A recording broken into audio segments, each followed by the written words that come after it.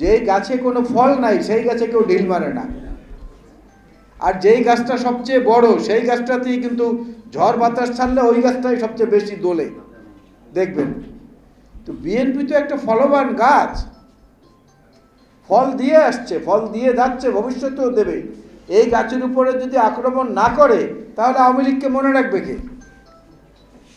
আওয়ামী লীগ নামে যে আরেকটা দল আছে সেটা মনে করবে কে?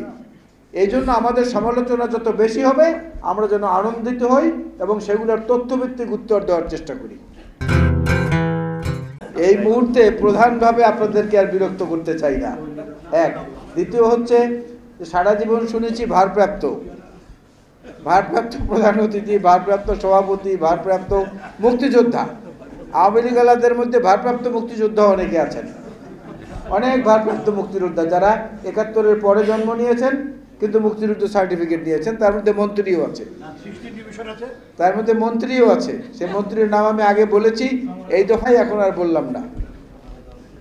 আমার অবস্থাটা হয়েছে ওরকম, চিন্তা করছিলাম বসে বসে যে ১৯৭১ সনের যে মুক্তিযুদ্ধ আমাদের জাতীয় জীবনের সবচেয়ে গৌরবোজ্জ্বল অধ্যায়, সেই সময়ে যদি এই ফোন সিস্টেমটা থাকতো, স্মার্টফোন, তাইলে মুক্তিযুদ্ধ কত বছর পরে শুরু হতো আল্লাহই জানে। কারণ ওই স্মার্টফোন হাতে নিয়ে, অস্ত্র হাতে নিয়ে একটা ছবি তুলে বাড়িতে গিয়ে ঘুমাতাম, আবার ৩ মাস পর বিজয়ের সম্ভাবনা দেখলে আবার আসতাম, ঝামেলা দেখলে আবার চলে যেতাম, আর একটা ছবি তুলে গিয়ে ঘুমিয়ে পড়তাম। তো আজকে ৭১-এ সেই মুক্তিযুদ্ধ হতো কিনা স্মার্টফোন থাকলে, এটাই আমার সন্দেহ। যাই হোক বন্ধুরা, আলোচনা অত্যন্ত চমৎকার হয়েছে। বিশেষ করে অধ্যাপক গোলাম হাফিজ কেনেডির প্রবন্ধটি আরও বিস্তারিতভাবে আমরা শুনতে পারলে ভালো লাগতো, অত্যন্ত তথ্য নির্ভর ছিল। আমি চেয়েছিলাম একটি পেপার প্রেজেন্ট কপি তার কাছ থেকে, সেটা পেলে আমি নিজেও একটু সমৃদ্ধ হওয়ার চেষ্টা করতাম। বিষয়টা দাঁড়িয়েছে যে জিয়াউর রহমান, বেগম খালেদা জিয়া এবং তারেক রহমানের উপরে যদি আক্রমণ না আসে তাহলে আমাদের অসন্তুষ্ট হওয়া উচিত, আক্রমণ আসলে সন্তুষ্ট হওয়া উচিত। সবাই বলতে পারে যে আপনি উল্টো কথা কেন বলছেন ভারপ্রাপ্ত হয়েও। উল্টা বলছি এই কারণে যে গাছে কোনো ফল নাই সেই গাছে কেউ ঢিল মারে না, আর যেই গাছটা সবচেয়ে বড় সেই গাছটাতেই কিন্তু ঝড় বাতাস ছাড়লে ওই গাছটাই সবচেয়ে বেশি দোলে, দেখবেন। তো বিএনপি তো একটা ফলবান গাছ, ফল দিয়ে আসছে, ফল দিয়ে যাচ্ছে, ভবিষ্যতেও দেবে। এই গাছের উপরে যদি আক্রমণ না করে তাহলে আওয়ামী লীগকে মনে রাখবে কে? আওয়ামী লীগ নামে যে আরেকটা দল আছে সেটা মনে করবে কি? এই জন্য আমাদের সমালোচনা যত বেশি হবে আমরা যেন আনন্দিত হই এবং সেগুলোর তথ্যভিত্তিক উত্তর দেওয়ার চেষ্টা করি, দালিলিক উত্তর দেওয়ার চেষ্টা করি। এইটা হচ্ছে এই মুহূর্তের মূল কাজ, এইটাই হচ্ছে আন্দোলন। আন্দোলন, রাজপথের আন্দোলনের মধ্য দিয়ে বিজয় আসে, নিঃসন্দেহে বিজয় আসে, কিন্তু সেই বিজয়ের একটা অনুঘটক থাকতে হয়। বাংলাদেশে সেই অনুঘটক বর্তমানে অনুপস্থিত। কারণ অনুঘটকের দায়িত্ব পালন করে হয় আদালত, না হয় করে আপনার সিভিল অফিসার যারা সচিবালয়ের, না হয় করে উত্তরপাড়ার আমাদের ভাইরা তারা, না হয় কোনো সাংবিধানিক প্রতিষ্ঠান। গত ১৫ বছরে অত্যন্ত সফলতার সাথে এই সাংবিধানিক প্রতিষ্ঠানগুলোকে শেখ হাসিনা দলীয় প্রতিষ্ঠানে পরিণত করতে সক্ষম হয়েছেন। এই কারণে আন্দোলনের বিজয়ের দ্বার প্রান্তে পৌঁছেও কিন্তু আমাদেরকে আবার হোঁচট খেতে হয়। কারণটা বুঝতে হবে, কারণটা বোঝার চেষ্টা করা উচিত আমাদের সবার। রাষ্ট্র এবং সরকার তো দুটো আলাদা জিনিস।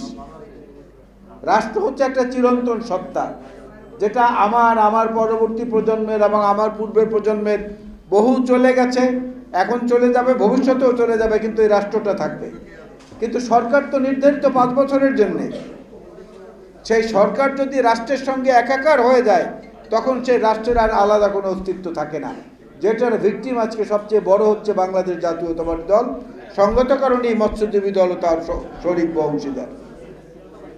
এর থেকে রক্ষা পেতে হলে ওই প্রতিষ্ঠানগুলোকে বিশুদ্ধতা আনয়নের জন্য যে কাজ জিয়াউর রহমান সাহেব শুরু করেছিলেন, সে আরাধ্য কাজগুলোকে সামনে এগিয়ে নেওয়া যাওয়ার জন্য আমাদের জন্য সবচেয়ে বেশি যেটা প্রয়োজন সেটা হলো জিয়াউর রহমানকে শুধু স্মরণ নয়, শুধু স্মরণ করেই যেন থেমে না যাই, জিয়াউর রহমানকে যেন ধারণ করি।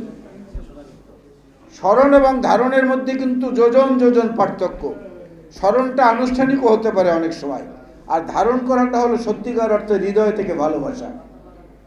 যেমন আপনার জিকির আজকার করতে অজু করা লাগে না, কিন্তু কোরআন তেলাওয়াত করতে হলে কিন্তু অবশ্যই অজু করতে হবে। সেটা আপনি টেলিফোনেই করেন, ওই স্মার্টফোনের মাধ্যমেই করেন, অথবা পবিত্র কোরআনে কারীম হাতে নিয়েই করেন।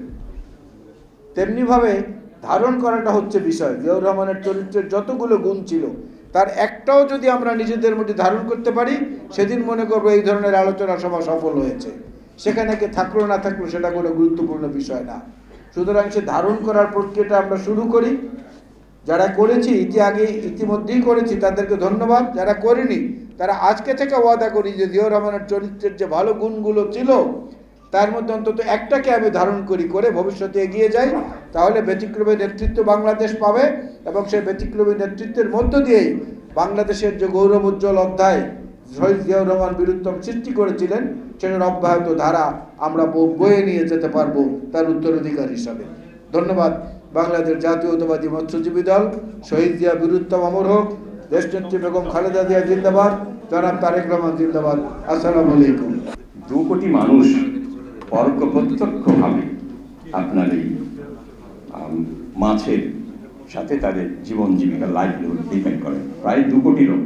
সুতরাং এই সেক্টরটি, এই সাবসেক্টরটি বাংলাদেশের অর্থনীতিতে অত্যন্ত গুরুত্বপূর্ণ। এবং আমি যদি বলি বাংলাদেশের টপ 7 সেক্টর এক্সপোর্ট আর্নিং, 7টি প্রধান সেক্টর থেকে আমরা এক্সপোর্ট আর্নিং করি। তার প্রথমটি হলো আরএমজি, রেডিমেড গার্মেন্টস। এই আরএমজির পরের সেক্টরটি হলো আপনার এগ্রিকালচার। এবং এর মধ্যে আমি শেষ করবো, অসুবিধা নেই, এর মধ্যে 5,191 কোটি টাকা ফরেন এক্সচেঞ্জ আর্নিং ফিশ থেকে, মাছ থেকে। সুতরাং মাছের যে গুরুত্ব এবং মৎস্যজীবীদের গুরুত্ব আমাদের অর্থনীতিতে অত্যন্ত একটি গুরুত্বপূর্ণ স্থান দখল করে আছে। আরেকটি জিনিস বলে, গতকালকে পেপারে এসছে বাংলাদেশ এখন মিঠা পানি মাছের উৎপাদনে বিশ্বের মধ্যে দ্বিতীয়। আমরা খুবই খুশি, কিন্তু লক্ষ্য করুন বাংলাদেশে আগে ইনল্যান্ড ফিশারিজ থেকে মাছের উৎপাদন হতো 60-এর দশক থেকে 70 পর্যন্ত 90%। 90% মাছ আসতো আমার ওপেন ওয়াটার সোর্স থেকে, মানে মুক্ত জলাশয় থেকে, নদী নালা খাল বিল। এখন কত আসে জানেন আপনারা? অনলি 27%। 57% আসলে ইনল্যান্ড ক্যাপচার থেকে, মানে আমরা যে এখন চাষ করছি সেখান থেকে। আর 14% আসে আপনার মেরিন ফিশ থেকে। তা আমরা বুঝছি, আমি যদি ট্রেনটা দেখি কোথায় 90 কোথায় 27। কারণটা কি? কারণ হলো আমরা বাংলাদেশের যে এটা একটা largest river network in the world, মনে রাখতে হবে আমাদের দেশটা হলো পৃথিবীর মধ্যে লার্জেস্ট নেটওয়ার্ক অফ রিভার্স। এবং 57টি নদীর 54টি এসছে আমার আন্তর্জাতিক নদীর প্রবাহ, তার হলো ইন্ডিয়া থেকে, আর 3টে এসছে আপনার ভারত থেকে। তা আমাদের নদী নালাগুলো কি হয়েছে এখন? সব শুকিয়ে গেছে। সেই কারণেই ইনল্যান্ড ফিশ যে ক্যাপচার সেটা কিন্তু আমাদের কমে 27% হয়েছে। এবং ডিউরিং বিএনপি রেজিম যখন উনি ক্ষমতায় আসেন তখন কিন্তু এটা ছিল প্রায় 80%। উনি দুটো জিনিস আমি রিলেট করে আমার বক্তব্য শেষ করব। বাংলাদেশে শহীদ রাষ্ট্রপতি জিয়াউর রহমানের একটি অনন্য ওয়ার্ল্ড ওয়াইড যেটি নন্দিত ইকোনমিক ডেভেলপমেন্টের একটি কর্মসূচি ছিল, সেটি হলো খাল। খালটা উনি এমনি এমনি কাটেন, লোক দেখানোর জন্য না। এর উদ্দেশ্য ছিল আমার ওয়াটার ফ্লো থাকবে, নদী নালাতে পানি থাকবে, সারফেস ওয়াটার ইরিগেশন সেটা হবে আমার।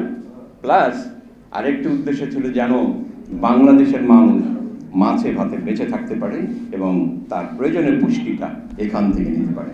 কি হলো, উনি মারা যাওয়ার পরে আমার খাল তো শেষ, বাংলাদেশে এখনো কোনো খাল পাবেন না।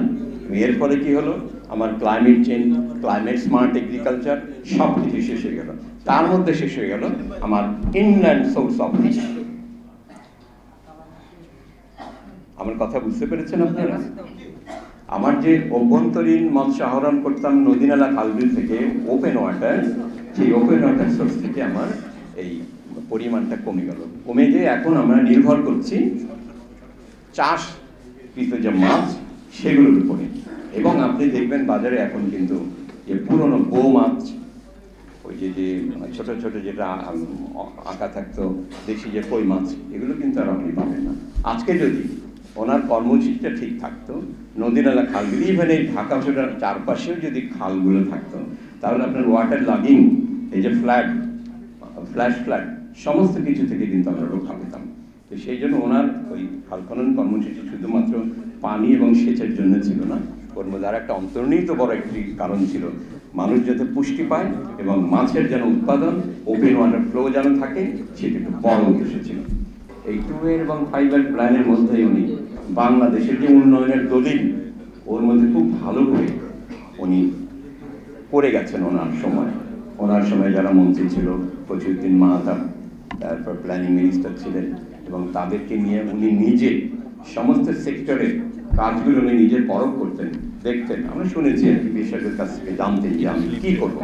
ফিশারিজ সেক্টরের জন্য ওনার যে কর্মসূচিগুলো ছিল, সেগুলো যদি আজকে ঠিকভাবে ফলো করা হতো, তাহলে আমাদের ইনল্যান্ড ওয়াটার যে সোর্স ফিশ প্রোডাকশন 27% নেমে আসতো না, আমরা নিশ্চয়ই এটাকে আরও উপরে 80 to 90% পেতাম।